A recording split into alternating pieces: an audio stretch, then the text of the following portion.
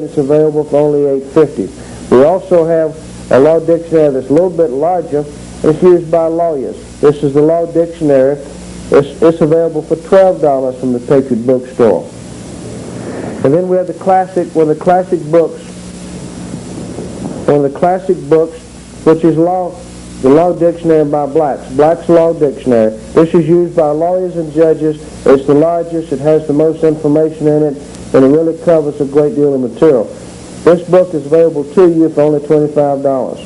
Free to contact the Patriot Bookstore at P.O. Box 17001, Greenville, South Carolina, 29606, or call us at 803-225-3061. As we go back to our program, I want to talk a little bit about how you can purchase silver and gold. You can purchase silver and gold in a number of places, a number of ways. But we recommend what you buy is investment silver, which is the 999 fine silver.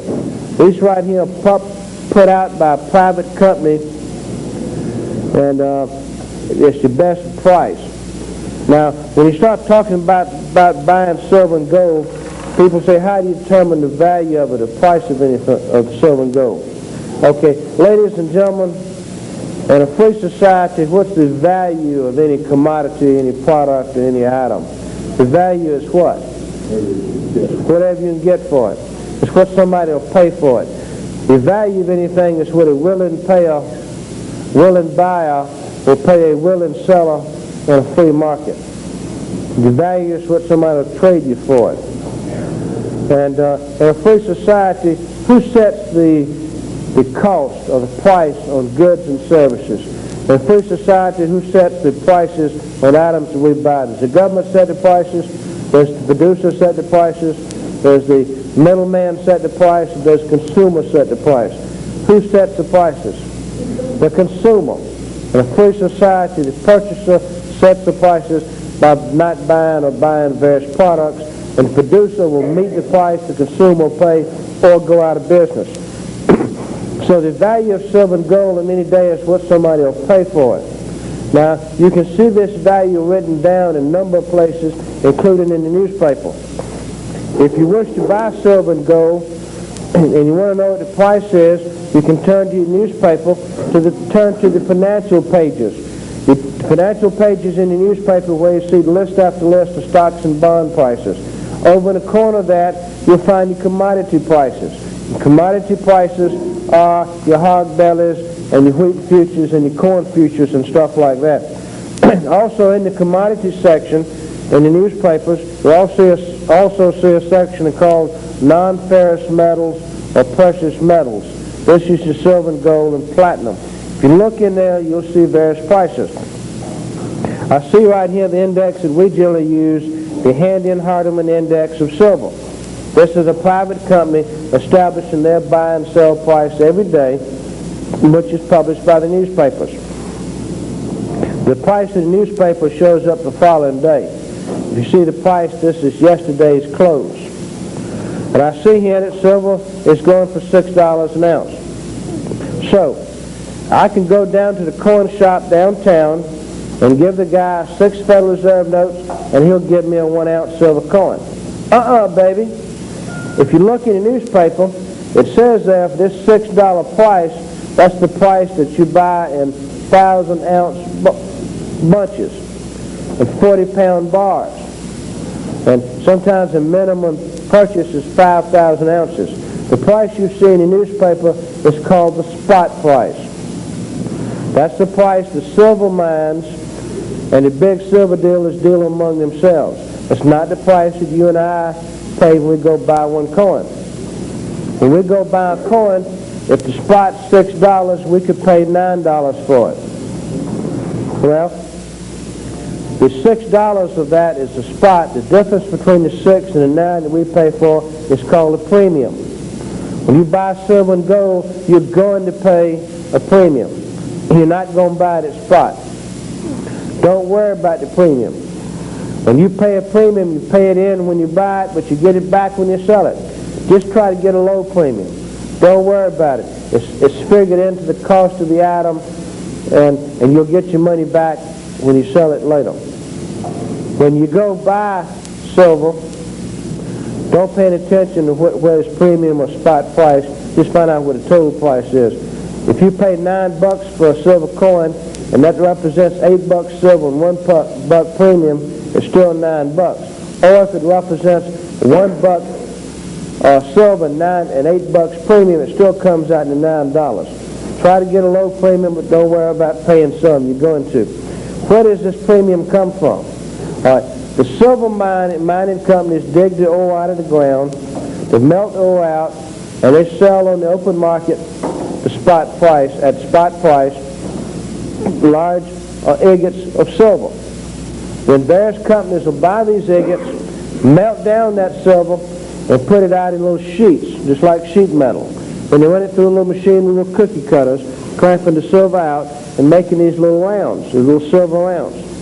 Then they ship them to various companies that stamp them out. They come out flat with nothing on them. Then they go to various companies that stamp them out. And there are hundreds of companies that do this. And every person in this chain has to make a profit. They have rent to pay, taxes to pay, labor and all these expenses. Everybody in each chain makes a little bit of money. The end result is the premium. But after the emitter stamps it out, they sell it to a wholesaler, and they sell it to a retailer. When you go buy it, you're paying retail price. And the retailer has rent to pay, taxes, and all that, so he's going to charge you a big buck. But if you buy enough silver, you can buy it from the middleman or for the guy that stamps it out. There are a whole bunch of companies that stamp out silver, and they all have different designs, and some of them look very pretty. This right here is a pretty one here, and I've got the American Prospectors here too, and a number of coins, but you can pick out which ones you think are prettiest. There's hundreds of different companies that make the private hallmark coins, private mint coins, and they all have the picture that they design. And different people design different pictures to go on their coins. Pretty soon we'll be selling coins that have a picture of me on it. Just think, fellas, you can buy a picture of me to give to your wife for a Christmas present. But we'll have coins out that have pictures of various people here on our coins. And of course, all of them on the back have about the same thing. They identify the coin as 1 ounce of fine silver or 999 silver. If you stop and look at it, what picture they have stamped on the coin really doesn't matter, just long as 1 ounce of silver. And this is investment silver, which we recommend is the best way to buy silver. This is called a bullion coin, or a low premium coin. That means it doesn't have much coin collecting value, numismatic value, which we'll talk about in a second. But a number of companies put these out, and this is what we suggest you put your silver and gold in these things, and stay away from any company that makes a paper trail on your keeps and the records. We don't recommend records and bookkeeping buying your silver and gold. Pay cash, and also we recommend physicals. When you buy silver and gold, we recommend that you get physical. That means that you get actual possession of your silver and gold and you keep it. There have been a number of companies that have put forth various programs where for a price they'll store your silver and gold for you, and they'll put it in a warehouse and a vault and charge you interest and storage and keep it for you.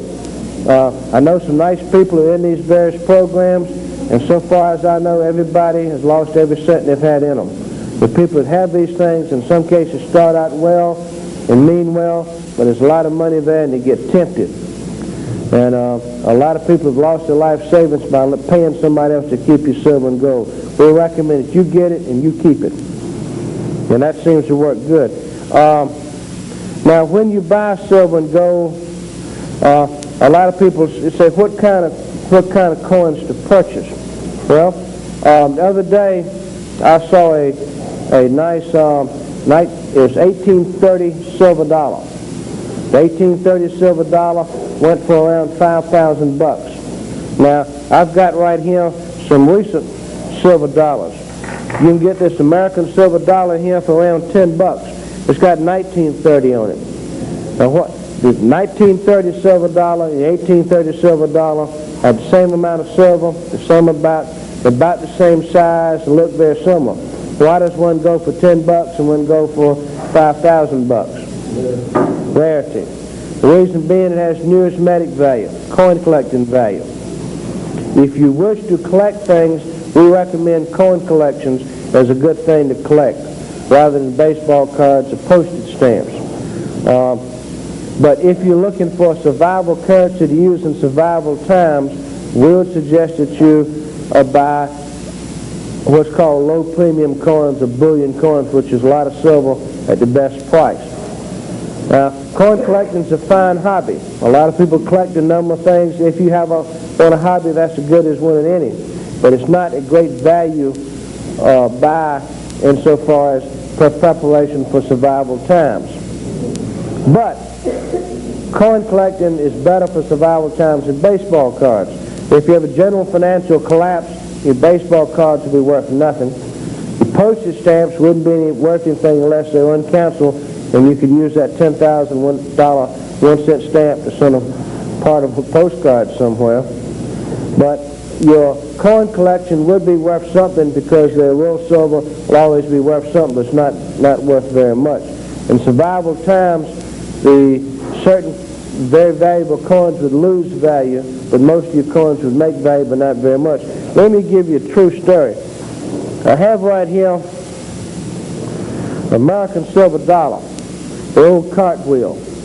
This right here is made up of 90% silver. It's not made up of, pure silver. It's a fine silver. It's 90% silver, or called coin silver. This thing weighs less than an ounce. It weighs about 3/4 of an ounce.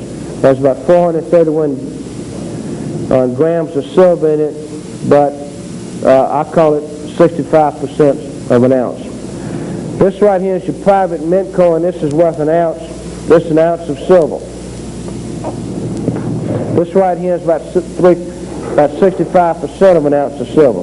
This goes for $9, and this cartwheel goes for $10. Why does the cartwheel go for more money, but it has less silver?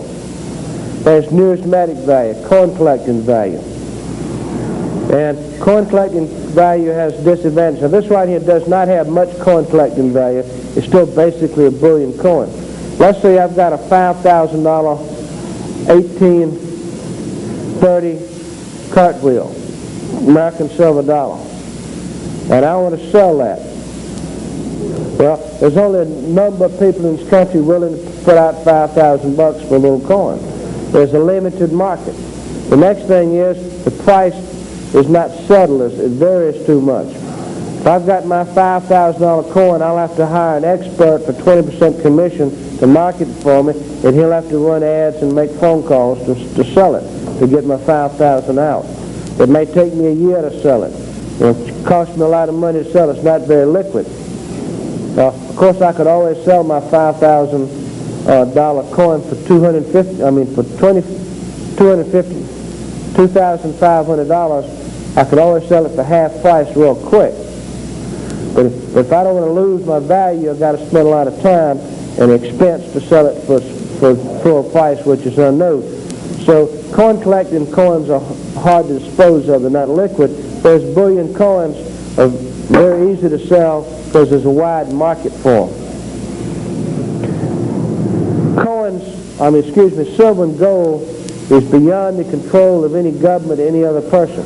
The reason the politicians hate silver and gold currency, it's outside the scope of their authority. They can't control it.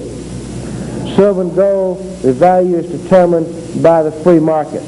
There are too many people around this earth dealing with too much silver and gold for anybody to control the price. It can't be done. It's only set on a daily basis by the free market. Government can't control it. Whereas numismatic coins, there's a limited number of people buying, there's a limited number of coins there. But the actual gold and silver bullion coins are beyond control of anybody. If you buy silver and gold coins and you buy numismatic coins, you won't get your full money out if you need to sell them. But if you go collect stuff, you'll be better off collecting numismatic coins than baseball cards. Well, let me go back to my story about the silver dollar. The silver dollar is going for $10, and the 1 ounce of silver is going for $9. And this actually has less silver. Well, these